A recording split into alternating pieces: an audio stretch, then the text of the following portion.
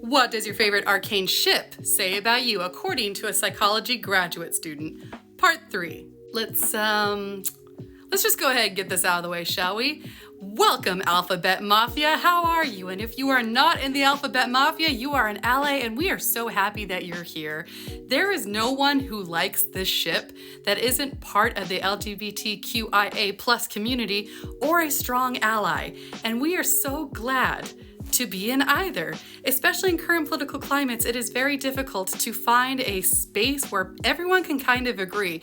I have yet to see they might exist. I would be very curious to see what your reasoning would be and if you feel brave enough to tell me. But people who enjoy this ship, whether it's CaitVi, CatVi, I've heard many different iterations of this ship name. If you enjoy Caitlin and Vi together, you're probably either in the Alphabet Mafia or you are an ally. And I just, supreme taste in that. Why is this so important, you might ask? I'm so glad that you are, because it is so rare in media that you have a healthy ship that is just between two lesbians. Without one being bi, without one being pan, without anything surrounding it, without the possible male influence, just to have two lesbian women have a healthy, happy dynamic. I think the last time I saw something that was as impactful as CaitVi, I've heard CatVi, CaitVi, I'm gonna say CaitVi for this video because Caitlin Vi makes more sense. As CaitVi was probably Tara and Willow in Buffy. And if you were as old as me, you know how amazing it was to look on the screen, see that healthy relationship and go, wait a second, I feel very seen in this. And that is why this is so important to the Arcane fandom and why there's a lot of discourse surrounding it. I made a video about the ships I would not be covering. One of them, Isha with anybody, obviously. And the biggest reaction is when I said that I wouldn't ship Caitlin with any man. The hate comments that I got, not on TikTok, on YouTube. Feel free to go to my YouTube channel, look up that short, and you will see it's astounding. People were so angry, like, how dare you not ship her with a man? Lesbian erasure in a cartoon, blah, blah, blah. If you feel that strongly about it, I want you to take a good look in yourself and say, why is this impacting me the way that it is? If you are someone who has that sexuality, who is in the LGBT community, how good did it feel to look up on screen and see that representation happen? And that's why it's important to mention. But now let's go ahead and get into the nitty-gritty a little bit deeper. Go ahead and get your juice box now, because if you don't want to hear what I have to say or it hurts you or you gotta tap out, please enjoy your juice box at the kiddie table, because it's about to get painful in here. I'm gonna throw out some sentences that I think were said to you from a young age. You go ahead and let me know in the comments how many checked off for you, okay? Cool, let's start. You're very mature for your age. You're so creative. You had an accelerated reading level. Wow, you're an old soul. How many of those stuck with you a little bit? Because I can guarantee that you were the burnt out, gifted kid from a very young age.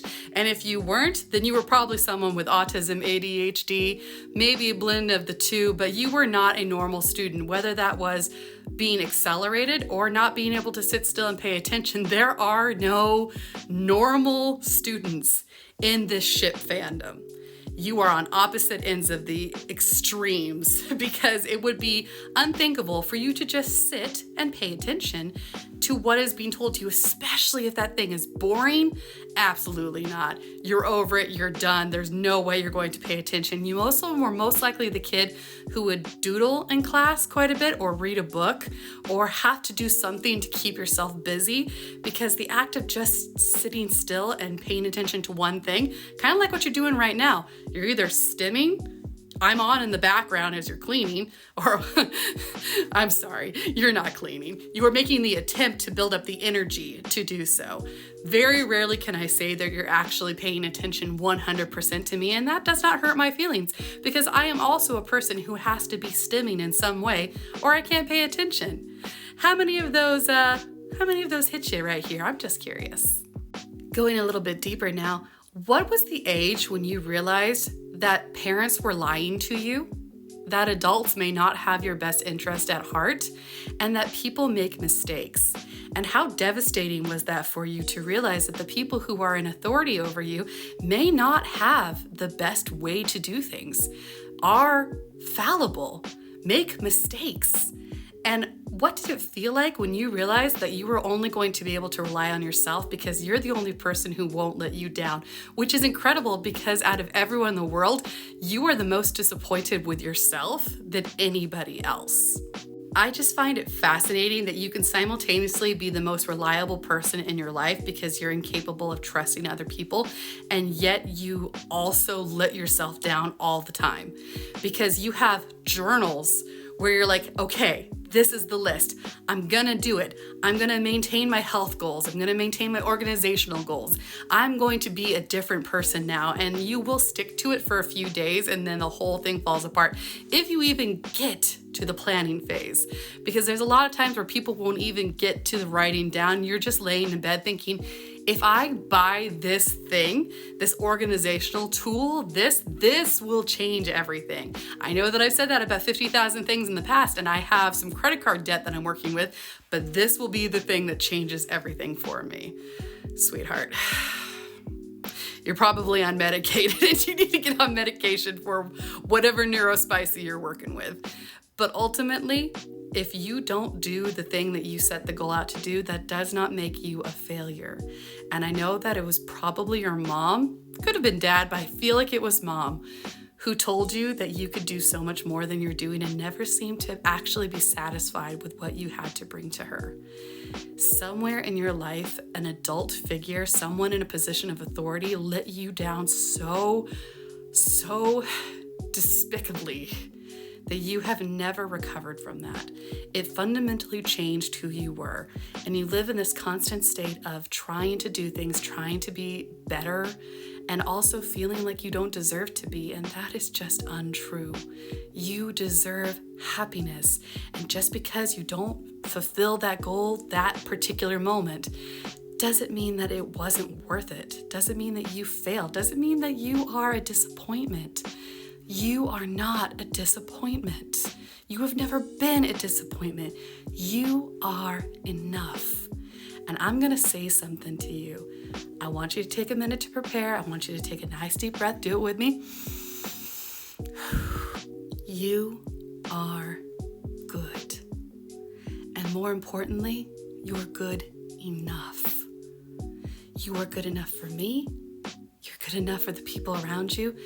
And the most important, you are good enough for you. You have always been enough. You don't need to compete with the people around you. You don't need to compete with the image you have of this ideal self, because you yourself are good. You have always been good, and it doesn't matter what organizational tool you want, what instrument you were forced to play at a young age, what project you haven't finished. It does not reflect on who you are and your self-worth.